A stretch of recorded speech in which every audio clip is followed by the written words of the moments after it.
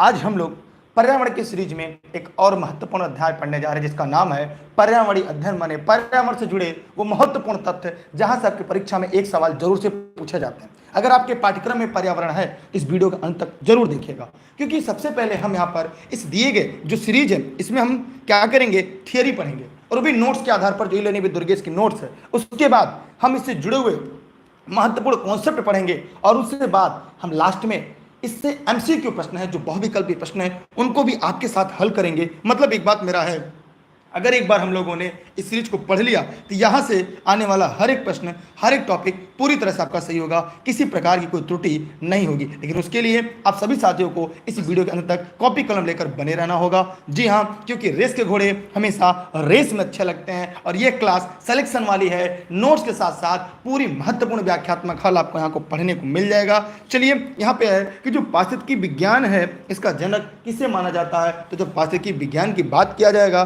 तब इसके जनक ओडम होते हैं। कौन? आपको विकल्प लगाना है, ओडम। लेकिन अगर यहाँ पर ध्यान रहे, अगर प्रश्न पूछ दे इकोलॉजी, तो जो इकोलॉजी है इसके अर्नेस्ट हैकल है। ये बहुत ही इंपॉर्टेंट है। प्राय लोग कंफ्यूज रहते हैं, प्राय लोग को मन में ही आता है कि सर इसमें कौन सा सही है, क्यों सही है। इसको समाप्त करने के लिए जो उधेड़ गुण आपके मन में है उसके लिए इलेनी विद दुर्गेश ये बेहतरीन सीरीज आपके लिए लेकर आई है। तो चलिए, इसी सीरीज के साथ हम लोग और आगे बढ़ते हैं, क्योंकि जो रेस के घोड़े हैं वे हमेशा रेस में अच्छे लगते हैं, खेत में नहीं। और आप सब तो पहले से ही रेस के घोड़े हैं और आपकी रेस सिलेक्शन से है और आप लोग ऐसे ही रेस अपनी बनाए रखिएगा। यकीनन आपके दामन में जो सफलता है वो जरूर आएगी।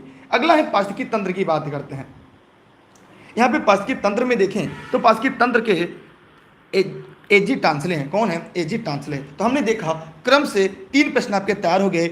एक प्रश्न यहाँ से जरूर परीक्षा में पूछा जाएगा। मतलब हमने 3 टॉपिक ही पढ़ा और यहीं से आपके परीक्षा में प्रश्न फंस जाएगा, यहीं से आपके परीक्षा में प्रश्न आ जाएंगे। कितनी महत्वपूर्ण सीरीज है, अब आप कल्पना कर सकते हैं। आगे, गहन पारिस्थितिकी, डीप इकोलॉजी, डीप इकोलॉजी, अर्निज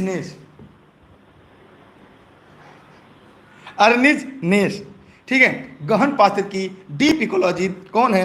अर्निज नेस हैं। रट लीजिएगा, एक प्रश्न यहाँ से फिक्स है। पारिस्थितिकी नीके, इनकी संकल्पना कौन दिया था? ये ग्रीनले ने दिया था। किसने दिया था? ग्रीनले ने 1917 में दिया था। मैंने क्या बताया, एक एक प्रश्न आप लोग जोड़ते चलिएगा, सिलेक्शन के और करीब पहुंचेंगे, सिलेक्शन के और नज़दीक पहुंचेंगे। ठीक है, आगे देखते हैं हम लोग पारिस्थितिकी पदछाप। यहाँ पे देखिए, यहाँ टाइपिंग में थोड़ा सा लिखावट गलत है, मैं यहाँ पे लिख दे रहा हूँ। इसका ये लिखा है पद छाप। क्या लिखा है यहाँ पे? पद छाप लिखा है। तो पारिस्थितिकी पदछाप मापने की जो इकाई है वो क्या है? भूमंडलीय हेक्टेयर है। ये मोस्ट इंपॉर्टेंट है। ये ज़्यादातर लोग के सवाल गलत होते हैं। जी हाँ, अगर यहाँ से आपके परीक्षा में सवाल आएगा तो यकीनन एक भी प्रश्न गलत नहीं होने चाहिए, क्योंकि मैं उसी के लिए पढ़ा रहा हूँ। एक छोटा सा यह निवेदन है आपसे कि आप लोग जल्दी से वीडियो को शेयर करिएगा। चाहे इस वीडियो को फेसबुक पे देख रहे हैं, चाहे इसे यूट्यूब पर देख रहे हैं, जहाँ भी देख रहे हैं, जल्दी से अपने सभी ग्रुपों में शेयर कर दीजिएगा। क्योंकि ये निःशुल्क क्लास देश हित में, राष्ट्र हित में है, तो देश हित में होना चाहिए, छात्र हित में होना चाहिए। धारणी या अस्थायी विकास की अवधारणा, इसका कौन है? ये है ब्रंटलैंड है 1987 में। तो यह भी प्रश्न आपका तैयार हो गया। माने एक एक ईंट जोड़कर हम आपके सफलता की एक बड़ी मीनार खड़ी करेंगे। अगला है पर्यावरण भूगोल शब्द की प्रथम चर्चा हेविट व हेयर ने 1993 में किया था। आगे देखेंगे कि जो प्राकृतिक कृषि का अन्वेषक ये कौन है? मसानोबु फुफुकावा। ये किसी भी हाल ही में एक बड़ी भर्ती परीक्षा थी, बड़ी परीक्षा जो ए ग्रुप की, वहाँ पर पूछा गया था और बहुत लोगों ने इसका जवाब नहीं दे पाए। लेकिन आज आपने पढ़ लिया कि जो प्राकृतिक कृषि का खोज या अन्वेषक अगर देखा जाए तो मसानोबु फुकुओका ने किया था। ये बहुत ही इंपॉर्टेंट है। ठीक है, चलते हैं एक और अगले प्रश्न की तरफ। बस आप लोग ऐसे ही बने रहिए। अगला है आपके सामने जो काफ़ी इंपॉर्टेंट है, वो ये है कि प्राकृतिक कृषि का अन्वेषक तो हो ही गया था। अब हम लोग को पढ़ना है हॉटस्पॉट की संकल्पना। प्राय हम लोग को शब्द बार बार आता है, हॉटस्पॉट क्या है, हॉटस्पॉट क्या है। आज हम लोग ये जान लेंगे कि जो हॉटस्पॉट है, जिसकी मेन प्रमुख संकल्पना है, ठीक है, वो किसने दी? तो नॉर्मन मेयर ने। किसने? नॉर्मन मेयर ने दिया है। ठीक है, रट लीजिएगा सभी साथी। जैव विविधता शब्द का सर्वप्रथम प्रयोग वाल्टर जी रोजेन ने 1986 में किया। यह भी पूछा जाता है कि जैव विविधता शब्द का पहला प्रयोग किसने किया? तो वाल्टर जी रोजेन ने 1986 में किया। ओजोन परत की सर्वप्रथम खोज चार्ल्स फाबी व हेनरी व्यूसन ने किया। किसने किया? चार्ल्स फाबी व हेनरी व्यूसन ने किया। ठीक है, किसने किया? चार्ल्स फाबी व हेनरी व्यूसन ने किया। मोस्ट इंपॉर्टेंट, यह आप लोग भी जानते रहिएगा। अगला, ग्रीन हाउस गैस की संकल्पना किसने दी? ये बहुत ही इंपॉर्टेंट है, ये बार बार आपकी परीक्षा में पूछा जाता है कि जो ग्रीन हाउस की संकल्पना है वह किसने सबसे पहले प्रस्तुत की? जी हाँ, जल्दी जल्दी कमेंट सेक्शन में जवाब दीजिएगा। यार आपकी संख्या इतनी कम है, सीरीज को बंद करना पड़ जाएगा अगर आप लोग वीडियो को शेयर नहीं करेंगे, लोगों तक नहीं पहुंचाएंगे। आप ही लोग के लिए पढ़ाते हैं। Joseph Fourier. बायोस्फीयर रिजर्व की संकल्पना एडवर्ड सुएस, ये भी इंपॉर्टेंट है। कौन है? Edward Suez. जैव विविधता वाल्टर जी रोजन। देखिए यहाँ पे देखिए, जैव विविधता शब्द का प्रयोग किसने किया था? वाल्टर जी रोजन 1986 में। जैव विविधता फिर कौन है? Walter G Rosen. तो दोनों टॉपिक आपको मिल गई। ठीक है, बायोडाइवर्सिटी शब्द, ये जैव विविधता है, बायोडाइवर्सिटी एक ही है, लेकिन इसका अगर प्रश्न आएगा उत्तर अलग अलग लगाएंगे। रेमंड एंड डॉसमैन, रेमंड एंड डॉसमैन रट लीजिएगा। मेरे प्यारे साथियों, इस देश के निर्माताओं, जिसको क्लियर नहीं दिख रहा है 3 डॉट विंडो पर क्लिक करें, वीडियो की क्वालिटी बढ़ा ले, वीडियो पूरी तरह से आपको एचडी में दिखाई देगा। ठीक है, पूरी तरह से एचडी में आप इस वीडियो को देख पाएंगे। अगला, पारिस्थितिकी पिरामिड की संकल्पना किसने दिया? एल्टन ने दिया। किसने दिया? एल्टन ने दिया। तो ये भी आप लोग जानते रहिएगा, इसे भी आप लोग पढ़ कर रखिएगा। वैश्विक मंदन शब्द का सबसे पहले प्रयोग किसने किया? जेराल्ड स्टॉन हिल ने। किसने? जेराल्ड स्टॉन हिल ने किया था। भारतीय पारिस्थितिकी, ध्यान रहे कि जो भारतीय पारिस्थितिकी के जनक कौन है? आर मिश्रा हैं, आर मिश्र हैं। यह इंपॉर्टेंट है, यह आपको ई लर्निंग विद दुर्गेश के नोट्स पर मिलेगा, अन्य जगह आपको यह पढ़ने को नहीं मिलेगा। तो अगर आपने अभी तक ई लर्निंग विद दुर्गेश के नोट्स नहीं प्राप्त किए तो यथाशीघ्र प्राप्त कर लिए। प्ले स्टोर से ई लर्निंग विद दुर्गेश का ऐप इंस्टॉल करिए। ठीक है, और साथ ही साथ प्ले स्टोर से ई लर्निंग विद दुर्गेश का ऐप इंस्टॉल करिए और वहां से आप नोट्स डाउनलोड कर सकते हैं, या टेलीग्राम पे दुर्गेश सर्च करके ई लर्निंग विद दुर्गेश। ठीक है, अब आगे चलते हैं। अगर आप घर बैठे नोट्स प्राप्त करना चाहते हैं, इन नंबर पर व्हाट्सएप करके जानकारी ले सकते हैं। संपूर्ण नोट्स आपके घर तक ई लर्निंग विद दुर्गेश तरफ से उपलब्ध होगा, क्योंकि मेरी क्लास आप सभी के लिए निःशुल्क और देश हित में है, राष्ट्र हित में है। क्योंकि अब की बार एक सीट हमार, अकॉर्डिंग टू सिलेबस, पाठ्यक्रम के आधार पर, नए पाठ्यक्रम के आधार पर। आइए देखते हैं भारत में पर्यावरण संरक्षण के प्रयास। ठीक है, अब एक प्रश्न आ रहा है, याद कैसे होंगे? 1 से 2 बार पढ़ेंगे, प्रश्न की विकल्प सॉल्व करेंगे, अपने आप याद हो जाएगा। ठीक है, आपको मैटर भी ऑथेंटिक चाहिए और आपको याद भी करवाना है, तो उसके लिए मैं क्या क्या करूं आपके लिए?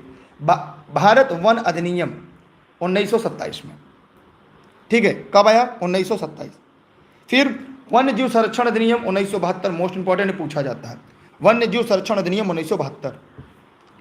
वन संरक्षण अधिनियम 1980, मोस्ट इंपॉर्टेंट। वायु प्रदूषण निवारण एवं नियंत्रण अधिनियम 1981। पर्यावरण संरक्षण अधिनियम 1986, बाद में संशोधित किया गया 1991। यह मोस्ट इंपॉर्टेंट है, यह परीक्षा प्रश्न आ चुका है, कई बार यहाँ से सवाल आते हैं। जी हाँ, कि पर्यावरण संरक्षण अधिनियम कब? 1986 आया, बाद में से संशोधित किया गया 1991 के लिए। तो एकदम यूनिक है। राष्ट्रीय पर्यावरणीय ट्रिब्यूनल अधिनियम 1995। ठीक, वन्य जीव संरक्षण नियम 1955। वन्य जीव संरक्षण का जो नियम है वो 1955। राष्ट्रीय हरित प्राधिकरण कब आया? 2010 में। राष्ट्रीय हरित प्राधिकरण कब आया? 2010 में। एकदम इंपॉर्टेंट था कि एक प्रश्न यहाँ से आपकी परीक्षा में जरूर पूछा जाए। जैव विविधता अधिनियम 2002 में।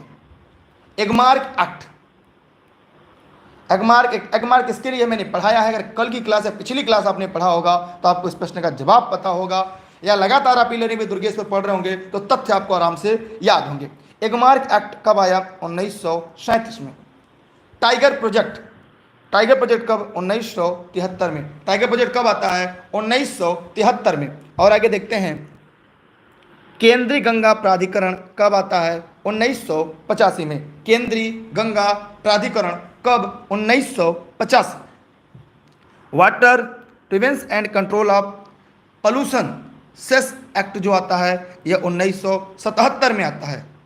ठीक, जिनको वीडियो साफ नहीं दिख रहा है 3 डॉट बिंदु पर क्लिक कर कर वीडियो की क्वालिटी 360p कर लें, 720p कर लें, 480p कर लें। ठीक, आपको एकदम एचडी में दिखाई देगा। आपको जानकारी नहीं क्योंकि आपने पहले से कम होगा आप में, इसलिए साफ नहीं दिख रहा है। वीडियो एकदम एचडी में चल रहा है आपको। राष्ट्रीय गंगा बेसिन प्राधिकरण 2009, हाथी संरक्षण परियोजना 1992, इको मार्ग योजना 1992। ये ऐसे टॉपिक हैं जहां से एक प्रश्न पूछा जाता है, रट लीजिएगा, स्क्रीनशॉट मार कर रख लीजिएगा। परीक्षा से बाहर निकलेंगे आपको इस बात का यकीन हो जाएगा, ई लर्निंग विद दुर्गेश से हूबहू आपके परीक्षा में प्रश्न आए हैं। चलते हैं एक और अगले प्रश्न की तरफ, क्योंकि रेस के घोड़े हमेशा रेस में अच्छे लगते हैं, खेत में नहीं, और आप सभी रेस के घोड़े हैं। अब हम चलते हैं प्रश्न बैंक की तरफ। जी हाँ, अब हम यहाँ शुरू करते हैं प्रश्न बैंक। तो आप लोग तैयार हो जाइएगा, क्योंकि हो सकता है आज की सीरीज काफ़ी छोटी रहे, लेकिन आप लोग क्योंकि वीडियो को शेयर नहीं करें, लोगों तक नहीं पहुँचा रहे, इसलिए वीडियो थोड़ी छोटी रहेगी। अब हम चलते हैं इससे एमसीक्यू पे। पर्यावरण किससे बनता है? कमेंट करके बताइएगा कि जो पर्यावरण है वह किससे बनता है। ध्यान रहे, जीवी घटकों से सही है, भू-आकृति घटकों से सही है, अजैव घटकों से सही है। मतलब इस प्रश्न का उत्तर होगा ऑल ऑफ दीज। माने डी वालों ने जितने लोगों ने इस प्रश्न का उत्तर दिया है उन सब के जवाब पूरी तरह से सही हैं, पूरी तरह से राइट आंसर है। चलते हैं एक और अगले प्रश्न की तरफ, स्क्रीनशॉट कर लें।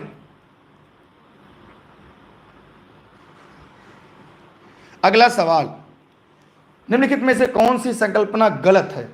पर्यावरण की कार्य प्रणाली प्राकृतिक नियमों से संचालित होती है। पर्यावरण तत्वों में पार्थिव एकता विद्यमान है। पर्यावरण भौतिक साधनों का भंडार है लेकिन जैविक संसाधनों का नहीं। पर्यावरणीय व्यवस्था में स्वयं संवर्धन क्षमता विद्यमान होती है। अब आपको बताना है इसमें क्या गलत है।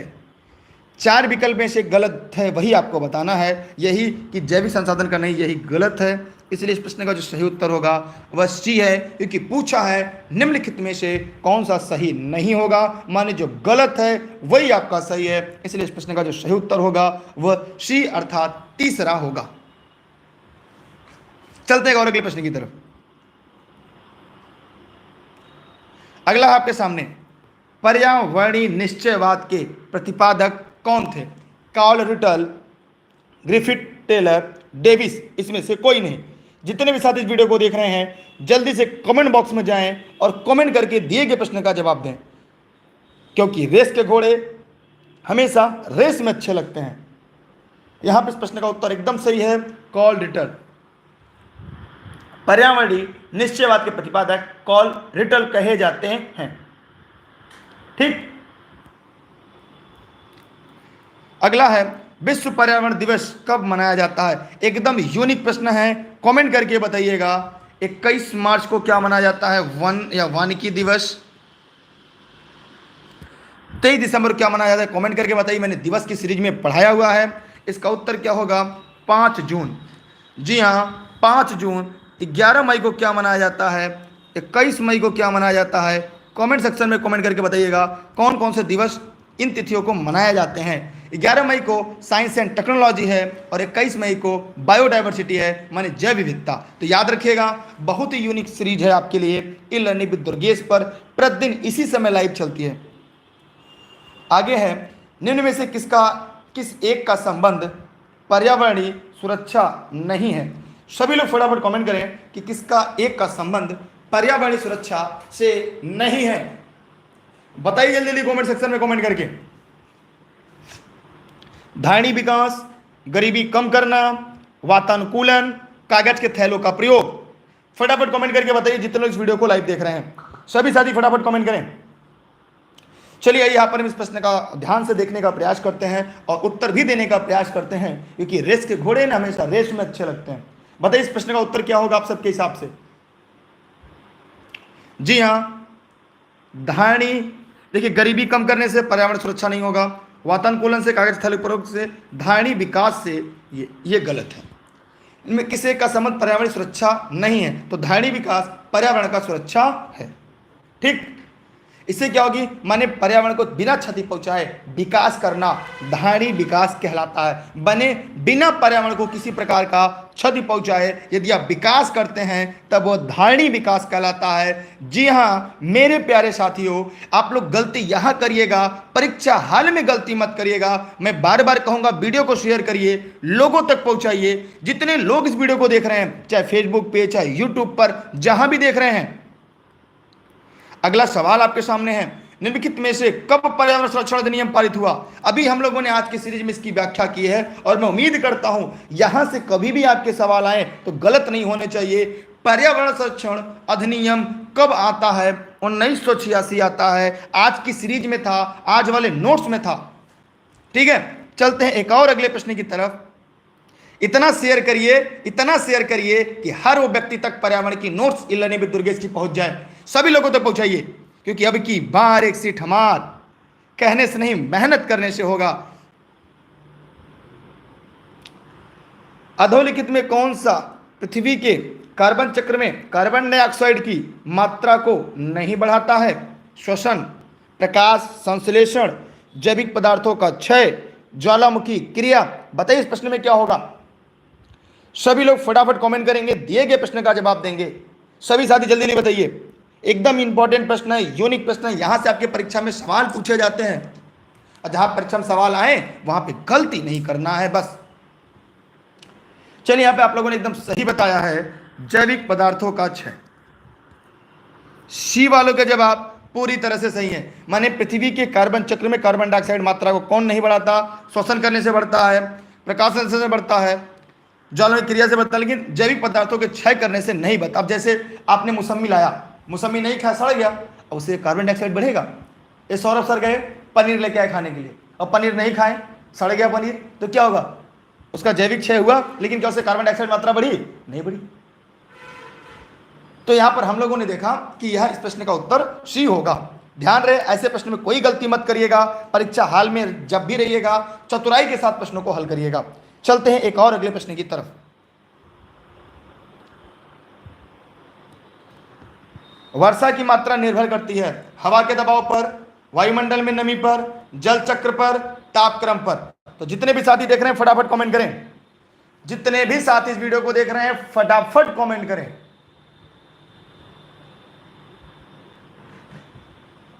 पुरान ब्लेड, चलिए बताइए फटाफट कमेंट करके। देखिए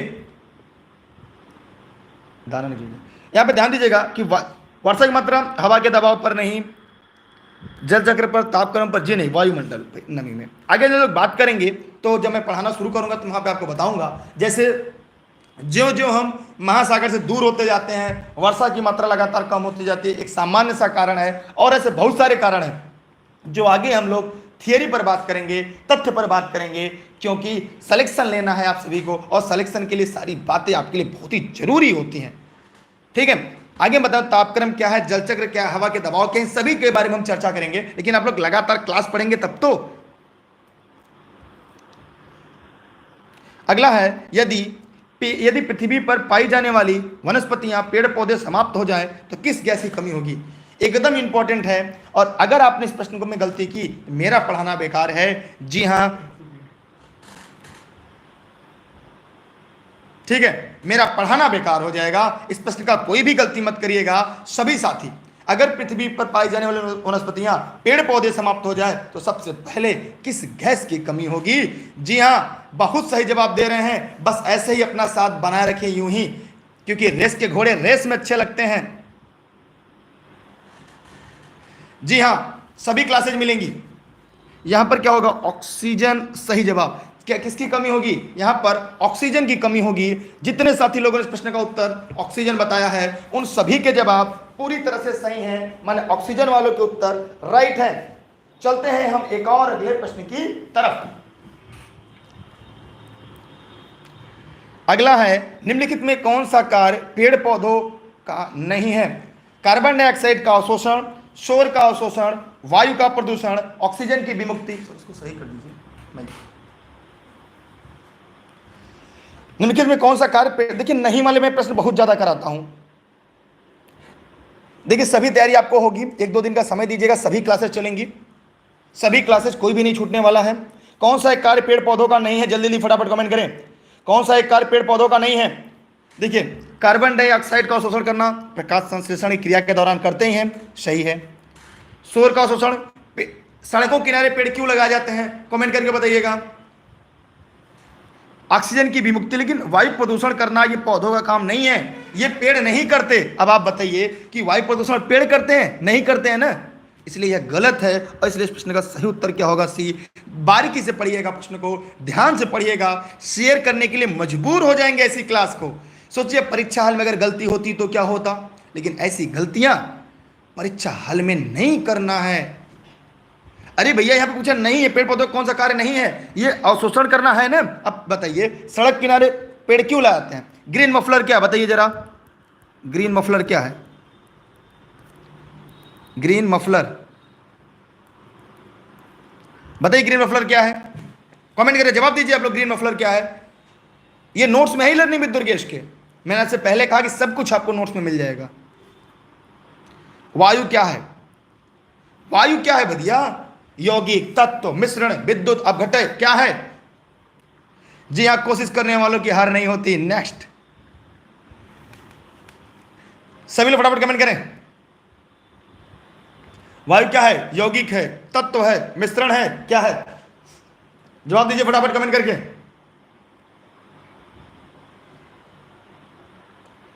सभी साथी फटाफट कमेंट करें। वायु क्या है, मिश्रण है, किसका मिश्रण है, गैसों का मिश्रण है। किसका मिश्रण है, गैसों का मिश्रण है, ठीक है। चलते हैं आगे। पृथ्वी के चारों ओर, पृथ्वी के चारों ओर गैसों के समूह को क्या कहते हैं, भूमंडल, जलकण, वायुमंडल, जलमंडल, क्या।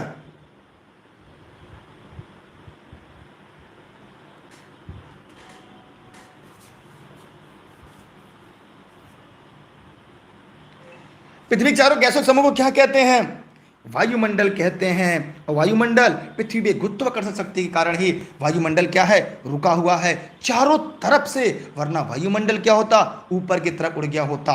चलते हैं, वायुमंडल, और हम बोल के पढ़ा रहे हैं, आप सुन पा रहे हैं, ये वायुमंडल के कारण है। चंद्रमा पर हम एक दूसरे की आवाज नहीं सुन सकते क्योंकि वहां पे वायुमंडल नहीं है मेरे प्यारे साथियों, इस देश के निर्माताओं। अगला सवाल, इतनी कम संख्या रहेगी तो मुझे क्लास बंद करना पड़ेगा अगर आप लोग सपोर्ट नहीं करेंगे तो। पृथ्वी शिखर सम्मेलन का आयोजन किया गया था कब, कहां, ये मैंने पढ़ाया है, इस सीरीज में इसका उत्तर है। अगर इसके पहले की आगे की सारी क्लास अगर पढ़ेंगे तो इस प्रश्न का उत्तर जरूर दे लेंगे कि जो पृथ्वी शिखर सम्मेलन था वह कहां आयोजन किया गया था, कब आयोजन किया गया था, एजेंडा 21 क्या है, कमेंट करके बताइएगा। एजेंडा 21 क्या है, ये सारी चीजें के करके बताई जाएगी। चलिए आइए ध्यान से देखते हैं इस प्रश्न का जो सही विकल्प होगा, बताइए।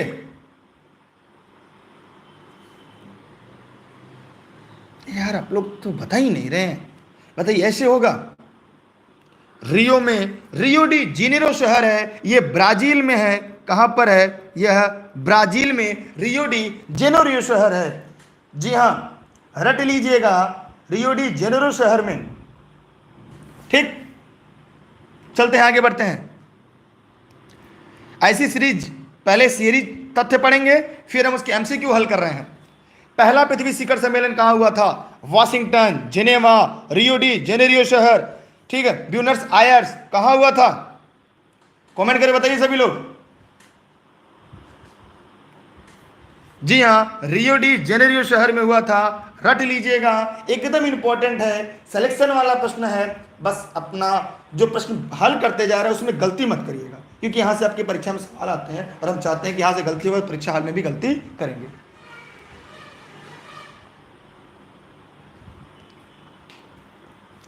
उसमें जीरो लगाइए। एनईए से क्या तात्पर्य है, एनईए से क्या तात्पर्य है, national inquiry act, national environment authority, national economization agency. जब हम पर्यावरण पढ़ रहे हैं इसका उत्तर पर्यावरण वाला ही होगा। कैसा उत्तर होगा, पर्यावरण वाला ही।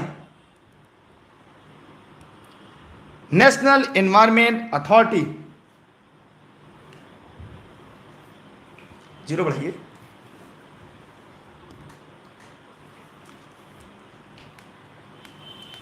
इस हिसाब से 300, 3 त्रिक का 900। ठीक है, अगला, राष्ट्रीय पर्यावरण अधिनियम यांत्रिकी शोध संस्थान नीरी कब और कहां स्थापित किया गया?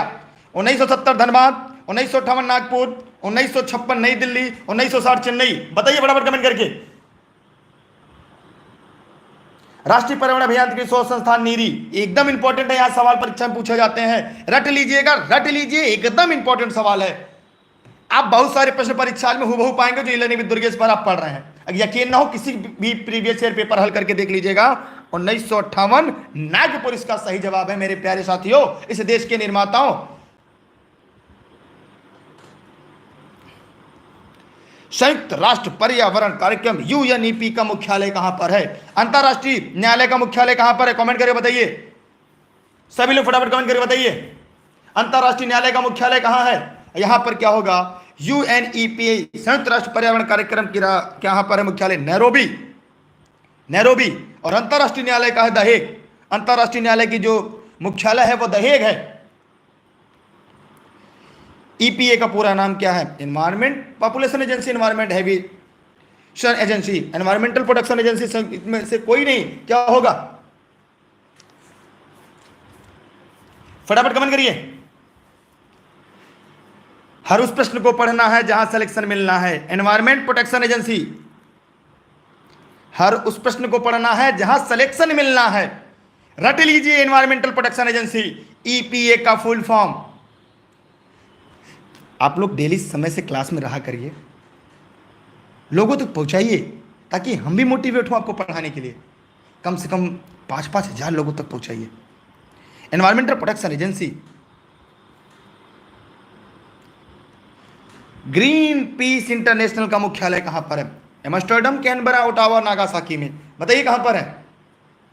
तो यहां पर इस प्रश्न का उत्तर होगा एम्स्टर्डम। ऑस्ट्रेलिया की राजधानी क्या है? कमेंट करके बताइएगा।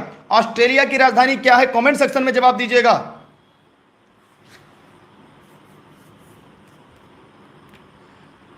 पर्यावरण सुरक्षा अधिनियम को अन्य किस नाम से जाना जाता है? छाता विधान, छड़ी मुबारक, पर्यावरण विधान, इको संरक्षण नियम। इसके पहले की सीरीज में मैंने पढ़ाया हुआ है, या इसके बाद की सीरीज में जब आप लगातार पढ़ रहे होंगे, इस सीरीज को मैंने पढ़ाया हुआ है। ई-लर्निंग विद दुर्गेश पर ही आप लोगों ने पढ़ा है। बस आज आपको उस प्रश्न का जवाब देना है, आज आपको उस प्रश्न का उत्तर देना है। बताइए जल्दी से। छाता विधान एकदम सही जवाब है। ए वालों के जवाब पूरी तरह से सही है, छाता विधान इसका नाम है। ठीक है, चलते हैं एक और अगले प्रश्न की तरफ। एनजीटी का पूर्ण नाम क्या है? एनजीटी का पूरा नाम क्या है? सभी लोग फटाफट कमेंट करिए, एनजीटी का पूरा नाम क्या है?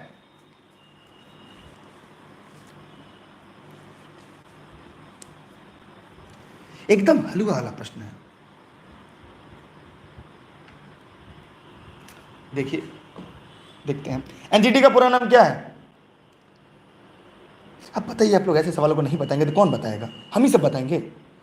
National green tribunal. ठीक, इसका मुख्यालय कहां पर है? कमेंट करके बताइए, सभी लोग कमेंट करके बताइए इसका मुख्यालय कहां पर है, इसका हेडक्वार्टर कहां पर है। एकदम सही बताया आप लोगों ने। बस यही परीक्षा में भी परफॉर्मेंस देना है, यही रेस परीक्षा में रहनी चाहिए। अगला सवाल, नगरीकरण एवं औद्योगिकरण हानिकारक है संतुलित विकास के लिए, पर्यावरण पारिस्थितिकी के लिए, जैव विविधता के संरक्षण के लिए, उपयुक्त सभी के लिए? बताइए जल्दी से। नगरीकरण एवं औद्योगिकरण हानिकारक है किसके लिए? जल्दी जल्दी कमेंट करिएगा। संतुलित विकास के लिए। जब औद्योगिकरण होगा, नगरीकरण होगा तो पेड़ कटेंगे, तो विकास भी क्या होगा? संतुलित विकास के लिए भी हानिकारक है, पर्यावरण पारिस्थितिकी के लिए भी हानिकारक है, जैव विविधता के संरक्षण के लिए भी हानिकारक है। मतलब ऑल ऑफ दीज, सभी के लिए है। इसलिए इस प्रश्न का जो सही उत्तर होगा वो आप क्या लगाएंगे? डी लगाएंगे। तो जितने लोगों ने इस प्रश्न का उत्तर डी बताया था उन सभी के जवाब सही है। पर्यावरण में अगर उपयुक्त सभी आ जाए तो याद रखिएगा इसका 80% सही होता है। उपयुक्त सभी, डी, ऑल ऑफ दीज। ठीक है, पर्यावरण अनुकूलन उपभोग उपभोक्ता उत्पादकों को चिन्हित करने के लिए सरकार ने आरंभ किया। Agmark, Ecomark, watermark, ISI mark. Agmark संबंध किससे है? ई लर्निंग विद दुर्गेश के नोट्स में है। इकोमार्क संबंध किससे है? नोट्स में आपने पढ़ाया है। आईएसआई मार्क क्या है? ये भी मैंने पढ़ा, ये भी नोट्स में है। वाटर मार्क क्या है? ये भी मैंने पढ़ाया है। ठीक, ये सारे टॉपिक आपको लर्निंग विद दुर्गेश मिल जाएंगे। और जो परीक्षा में पूछा जाता है वह इको मार्क से आता है और एक मार्क से आता है। इन दोनों सवाल आपके परीक्षा में जरूर पूछे जाते हैं। तो इको मार्क माने पर्यावरण अनुकूल उपभोक्ताओं उत्पादकों को चिन्हित करने के लिए सरकार ने इको मार्क शुरू किया। क्या शुरू किया है? Eco mark. क्लियर? किसी के मन में कोई प्रश्न, कोई डाउट हो तो पूछ लीजिएगा। एग मार्क खाद्यान्न, जो खाने वाली चीजें हैं उनकी शुद्धता के लिए एग मार्क, जैसे आपने सुना एग मार्क मसाले, तो खाने वाला चीज है उसकी शुद्धता के लिए एग मार्क। ठीक। वाटर मार्क जानते हैं, ई लर्निंग विद दुर्गेश जो लिखा होता है वाटर मार्क। ठीक है, अगर अभी लर्निंग विद दुर्गेश नोट्स लिए होंगे तो आपने देखा होगा वही वाटर मार्क है। निम्नलिखित में कौन सा एक पारिस्थितिकी तंत्र पृथ्वी के सर्वाधिक क्षेत्र में फैला हुआ है? मरुस्थली, घास के मैदान, पर्वतीय, समुद्रिक, बताइए कौन सा एक पारिस्थितिकी तंत्र पृथ्वी के सर्वाधिक क्षेत्र पर फैला हुआ है? फटाफट कमेंट करिएगा जितने लोग वीडियो को देख रहे हैं। यार ये ऐसे प्रश्न अगर आप नहीं कर पा रहे तो बताइए कैसे सिलेक्शन मिलेगा? समुद्र का है सही जवाब, एकदम आप लोगों ने दिया है, बहुत ही सही जवाब है आप लोग का, एकदम राइट आंसर है सामुद्रिक। डी वालों के जवाब पूरी तरह सही है, डी वालों के जवाब पूरी तरह से राइट है। चलते हैं और अगले प्रश्न की तरफ। कौन सा कृत्रिम पारिस्थितिकी तंत्र है? कौन सा इसमें कृत्रिम पारिस्थितिकी तंत्र है? एकदम हलवा प्रश्न है, रिपीटेड प्रश्न है, बताइए फटाफट कमेंट करके। जितने वीडियो को लाइव देख रहे हैं फटाफट कमेंट करें, क्योंकि अब की बार एक सीट हमार। कौन सा कृत्रिम पारिस्थितिकी तंत्र है? फटाफट कमेंट करके बताइए कौन सा कृत्रिम पारिस्थितिकी तंत्र है? झील, कृत्रिम पूछा है, पारिस्थितिकी नहीं। अगर देखिए झील क्या है? ये नेचुरल है। घास का मैदान नेचुरल है, वह नेचुरल है। धान खेत क्या है? ये कृत्रिम पारिस्थितिकी तंत्र है, ये प्राकृतिक पारिस्थितिकी तंत्र नहीं है, ये कृत्रिम है। और ये बाकी सभी क्या है? ये तीनों प्राकृतिक हैं। ये एकदम रट लीजिएगा, ठीक है। धान खेत क्या है? कृत्रिम है, और बाकी प्राकृतिक है। ठीक है, क्लियर होगा सबको? अगला है आपके सामने, कौन सा एक विश्व का विशालतम पारिस्थितिकी तंत्र है? बहुत ही इंपॉर्टेंट है, एकदम हलवा सवाल है। अगर इसका आपने जवाब दे लिया, इसका मतलब है कि अब आप पर्यावरण में आपकी पकड़ मजबूत होती जा रही है। अब आप पर्यावरण में ज्यादा स्कोर करने की तरफ बढ़ रहे हैं। अब आप पर्यावरण में बेहतर स्कोर की तरफ अग्रसर हो रहे हैं। मेरे प्यारे साथियों, इस देश के निर्माताओं, डेली क्लास के टाइम नोट कर लीजिए, उसी टाइम आप लाइव आया करिए।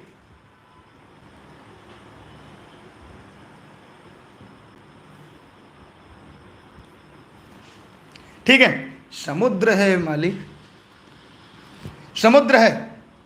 ज्यादा होने की वजह से देरी भी हो रही है। समुद्र, बताइए फटाफट कमेंट करके। समझ में आप लोग को?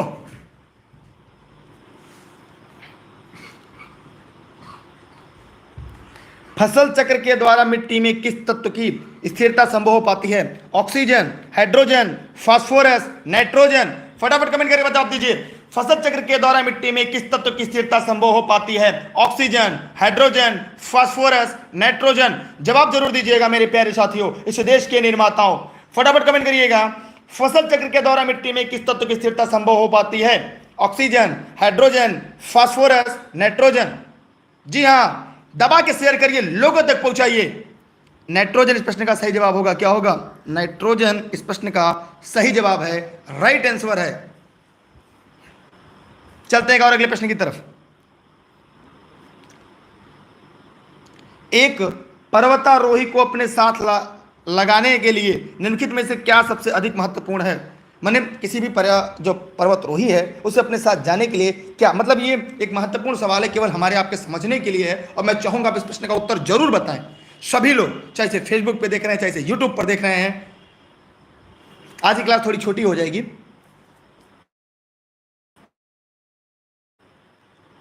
ये लाइव क्लास चल रही है, पूछ रहे हैं कि सर ये लाइव क्लास चल रही है? हाँ, ये लाइव क्लास चल रही है। ऑक्सीजन किट, ऑक्सीजन किट जरूरी है भैया। ऊंचाई पर जाने के बाद क्या होता है, ऑक्सीजन की लगातार कमी होने लगती है, तापमान गिरने लगता है, इसलिए सबसे ज़्यादा उपयोगी ऑक्सीजन किट है। ऑक्सीजन किट है भैया। कुछ लोग टार्च बता रहे हैं, कुछ लोग स्लीपिंग बैग, कुछ लोग कंबल बता दे रहे हैं। अरे नहीं मालिक, आपको जाना होगा तो क्या चाहिए, ऑक्सीजन किट तो पहले चाहिए। आप लोग तो यार हंसा देते हैं।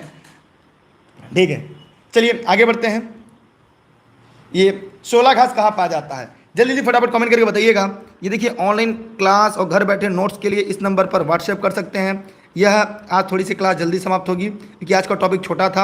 आप लोग इस नंबर पर व्हाट्सएप करके जानकारी ले सकते हैं। यह सभी क्लास जौनपुर जनपद के सिराजे हिंद से आप सभी के लिए निःशुल्क लाइव चल रहा था। ठीक है, मेरे द्वारा एज ए गेस्ट के रूप में बचे हुए समय पे। और अगर आपने अभी तक टेलीग्राम नहीं ज्वाइन किया, अभी जो भी नए अभ्यर्थी हैं वो तुरंत पहला काम टेलीग्राम ज्वाइन कर लेंगे। कैसे, दुर्गेश सर्च करके। और अगर आप ई लर्निंग विद दुर्गेश का ऐप अभी तक नहीं इंस्टॉल किया तो इंस्टॉल कर लीजिएगा। क्लास की टाइमिंग आपको टेलीग्राम पर मिल जाएगी। आइए ध्यान से देखते हैं। देखिए, 16 घाट जो है ये पश्चिमी घाट में मिलती है। आइए इसके बारे में जान लेते हैं। देखिए, ये पश्चिमी घाट और पूर्वी घाट में थोड़ा सा माइनर जो अंतर है,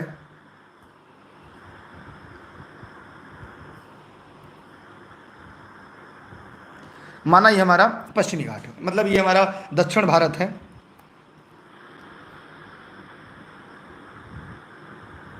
ये हमारा मान लीजिए भारत है। ठीक है, काम चलो भारत हो गया। देखिए नहीं सही बन पा रहा है, क्या बात है जी आज। माना ये हमारा भारत है। ठीक है, अब इस भारत में यहाँ पे कई चीज़ें हम लोग को आपको जानना चाहिए। देखिए यहाँ पर ये जो क्षेत्र है इसे हम पश्चिमी घाट कहते हैं। और जो पश्चिमी घाट है ये किससे लगा हुआ है, अरब सागर से।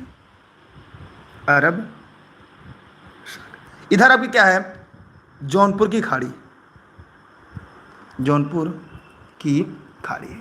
ठीक है, नहीं जौनपुर की नहीं, किसकी खाड़ी है, बंगाल की खाड़ी है। कहाँ की खाड़ी है, बंगाल की खाड़ी है।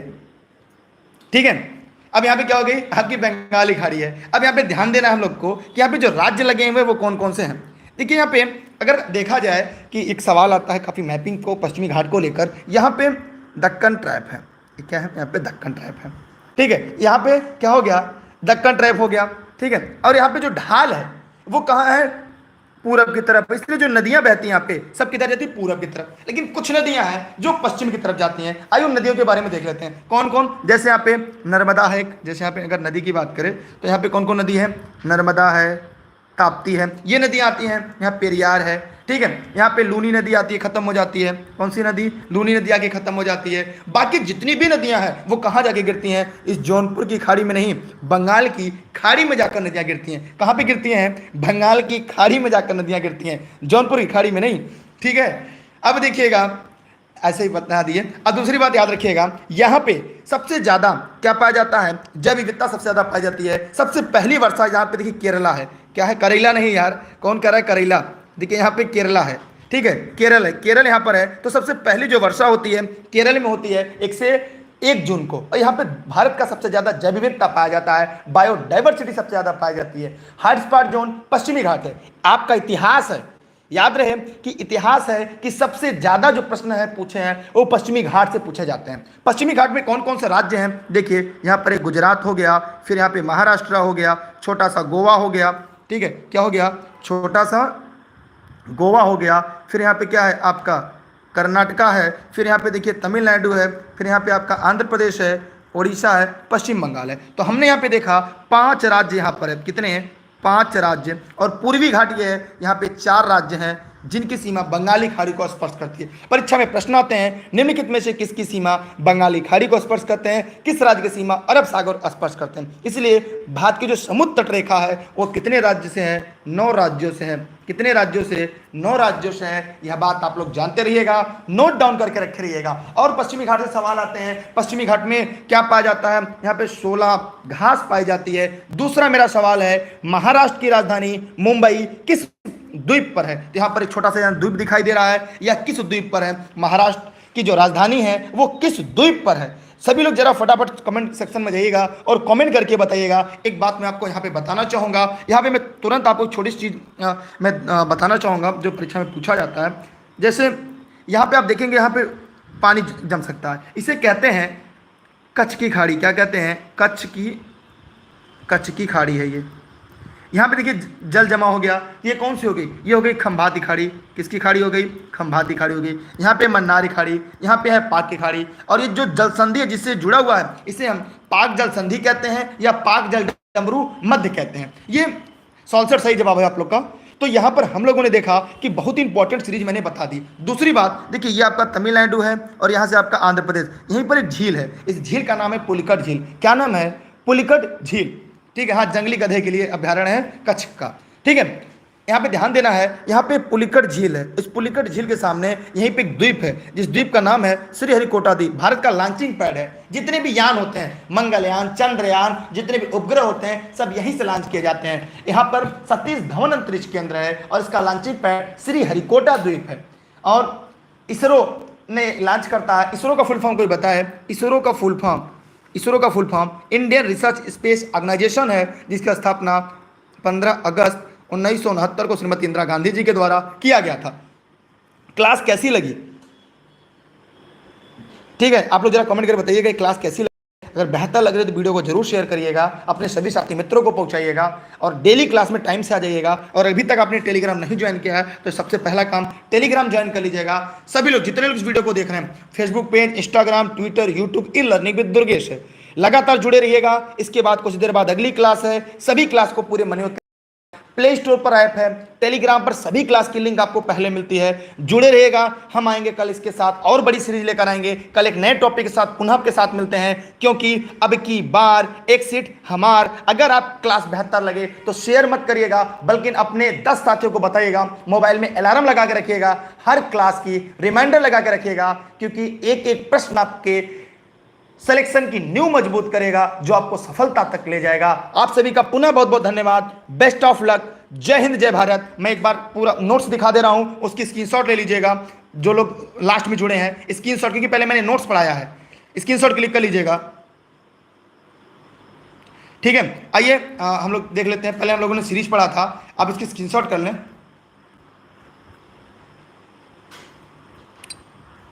ठीक है, यहाँ पे देखिएगा, यहाँ आपके सामने नोट्स है। ये एक प्रमुख टॉपिक है जहाँ से आपके परीक्षा में एक सवाल पूछे जाते हैं। चाहे तो इसकी स्क्रीनशॉट रख लें, मैंने शुरुआत में ही पढ़ा दिया था, कुछ लोग बाद में जुड़े होंगे। ठीक है, सब लोग ध्यान से स्क्रीनशॉट ले लेंगे। चलिए और आगे देखिए, स्क्रीनशॉट क्लिक करिए, तुरंत स्क्रीनशॉट क्लिक करिए। ये सिलेक्शन वाले टॉपिक हैं, ये सिलेक्शन वाले नोट्स हैं। एक प्रश्न आपका यहाँ से फिक्स परीक्षा में पूछा जाता है। स्क्रीनशॉट क्लिक कर लीजिए, ये रहा स्क्रीनशॉट, यहाँ से क्लिक कर लीजिएगा, स्क्रीनशॉट क्लिक करिए। ई लर्निंग विद दुर्गेश की तरफ से बहुत बहुत धन्यवाद आप सभी। ठीक है, फेसबुक पे, Instagram, Twitter, e learning with Durgesh है। इंस्टाग्राम पे मेरी भी आईडी है, दुर्गेश जायसवाल सर के नाम से। फेसबुक पेज है दुर्गेश अशोक जायसवाल, वहाँ भी फॉलो कर सकते हैं, बाकी आपकी मर्जी। नोट्स जरूर लीजिएगा, notes e learning with Durgesh पर, जो 6306344367 पर, क्योंकि आपको काफ़ी मदद करेगा परीक्षा हाल में। मेरी क्लास आप सभी को निःशुल्क मिलती है, देश हित में, राष्ट्र हित में, जौनपुर जनपद के सिराधीन से आज गेस्ट के रूप में। Thank you, best of luck, bye bye. अब उनसे पूछिए, फ्री में प्रिंट करा के आपके घर तक भेजेंगे। आप इस नंबर पर कॉल करके पूछ लीजिएगा कि भैया फ्री में आपके घर तक प्रिंट करा के भेजेंगे। मेरा काम निःशुल्क पढ़ाना है अपने बचे हुए समय में। ठीक है, अब यहाँ पे कॉल पे पूछेगा कि भैया प्रिंट करा के भेजेंगे, और साथ में भी और कुछ भेजेंगे, नाश्ता पानी भी, मिठाई उठाई भी। ठीक है, चलिए कोई बात नहीं, बाय बाय। हाँ, मिठाई भी साथ भेजेंगे आपको। ठीक है, बाय बाय।